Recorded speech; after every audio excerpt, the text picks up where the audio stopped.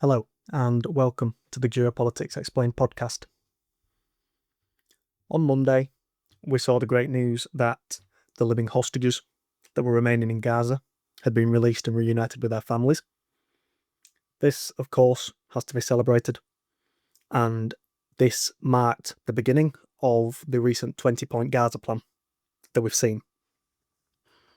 Last episode, I wrote about the positive aspects of this plan, as well as how this plan will affect the nations in the Middle East as we move forward. Today, I want to look at the other side of the coin. Despite the positivity, in the long term, there are some aspects of this peace plan that bring its long-term success into question.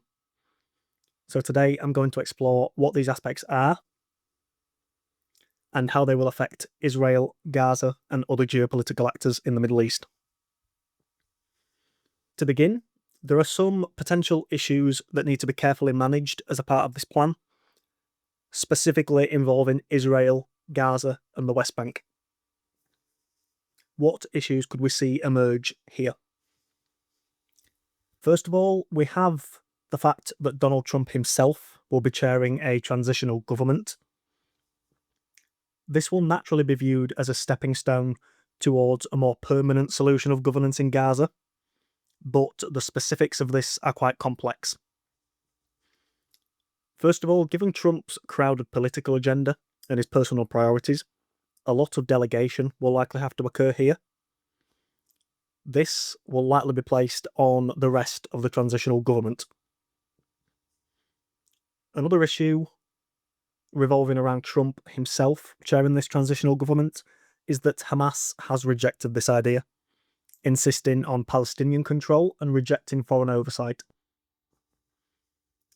The final issue is how long this transitional government is in place. The 20-point plan makes this contingent on reform of the Palestinian Authority, but we've seen Benjamin Netanyahu oppose any role for the Palestinian Authority in governing Gaza. This is yet another potential fault line that could emerge in the future. We also have other people included in this transitional government, most notably Tony Blair. The inclusion of the former British Prime Minister has triggered some scepticism, especially in the Arab world, after the Iraq War and British colonial history in the Middle East. British and French territorial aspirations, formalised in the Sykes-Picot Agreement, laid many foundations and tensions that we see remain today, and this has fueled regional divisions in the Middle East. All of this collects together, and the transitional government has major issues that could lead to derailment through a lack of physical action or through a lack of support. The next issue is the misalignment of Hamas's incentives. Now, Hamas has handed over all living hostages. As for deceased hostages in Gaza, Hamas has stated that there could be logistical issues. First of all, this could lead to a spike in tensions. The reason why I introduce Hamas and incentives is from an individual point of view. Releasing the hostages has seen Hamas lose leverage. They are also being pushed to disarm as a part of this plan, but Hamas themselves haven't addressed this. So in the best case scenario, Hamas would likely want a clearer timeline on what such a disarmament process would look like, but this marks the best case scenario. There are many other scenarios that could unfold that are a lot less promising than this. On an individual level, members of Hamas could receive amnesty, but for the hardline Hamas leadership, they won't want to hand over power in Gaza because that would be shooting themselves in the foot. The Gaza plan assumes that Hamas will act rationally under pressure, but Hamas may not respond to incentives, such as the prisoner releases, in isolation. This is especially true when part of the Gaza plan will see Hamas not involved in the future governance in Gaza. Since the plan with the release of the hostages has been underway, we have seen Hamas already consolidating territory and trying to gain influence within Gaza once again. This indicates that they have no intention of losing power. Trump promised that if Hamas is the reason that this plan fails, Israel will be sent in to, quote, finish the job against Hamas. Any derailment of this peace plan based on Hamas would depend on the stage of this plan where it becomes clear that Hamas wouldn't be surrendering control of the Gaza Strip. This ultimately could come sooner rather than later. A third potential issue is domestic Israeli politics. Benjamin Netanyahu's current coalition is a tight one. He possesses 60 out of 120 seats in the Israeli parliament. This means that any party that is a member of his coalition can leave and the government would collapse. This issue typically arises when we look at the far-right parties. These are Religious Zionist, which is led by Bezalel Smotrich, and the Otzma Yehudit faction, which is led by Itamar Ben-Gvir. Both of these parties have stated that they will never accept Palestinian statehood or anything that could lead to it. Benjamin Netanyahu has also reiterated that he won't support Palestinian statehood, so this could be another point where the plan derails. If Netanyahu did change his stance and accepted Palestinian statehood, this would go against his historical stance, which has been against Palestinian statehood. Secondly, if Netanyahu did accept Palestinian statehood openly as a part of this plan, this would likely fracture his government, and this would likely bring his political career to an end. He would then have to face his corruption charge. As a result of this, Netanyahu is personally incentivized to keep his job and to appease the far right in Israeli politics. So peace in Gaza does depend on what Hamas does, but it also heavily depends on the Israeli side and on Benjamin Netanyahu. Another interesting point about the Gaza plan is the lack of mention of the West Bank. Settlement expansions, annexation, and Palestinian displacement are all left undiscussed as a part of this plan. The reason that this is such an issue is that Bezalel Smotrich recently stated that he wishes for Israel to, quote, annex 82% of Judea and Samaria. We also see this process continue to occur in the background as another Israeli settlement expansion project was approved in August. So as peace in Gaza steals the headlines, the West Bank continues to head in a negative direction. The geography of a two-state solution has always been a point of struggle since Israeli territory sits between Gaza and the West Bank. The status of Jerusalem also causes tension, with Israel wanting full control of Jerusalem, while Palestine hopes for East Jerusalem to be their capital city. With the West Bank also fragmented today into disconnected zones with Israeli and Palestinian settlements, the geographic reality of today is that a Palestinian state on the ground is extremely difficult to realise. This is a worry since Israel would not be incentivised to give up control of any territory, and they would likely cite security issues as their reason for not doing this. Another issue that could arise is the dynamics of the International Stabilisation Force. There still remains a risk of conflict in the region, and with the British and the French showing interest in signing up to be involved, there is a risk that foreign forces could be involved in conflict. As a part of the plan, the International Stabilisation Force will move into areas that have been cleared by the IDF, but with Hamas also pushing to regain territory and control in recent days, the question is where future lines will be drawn in Gaza if this plan falters. Another small issue to note is the economic promises as a part of this Gaza plan.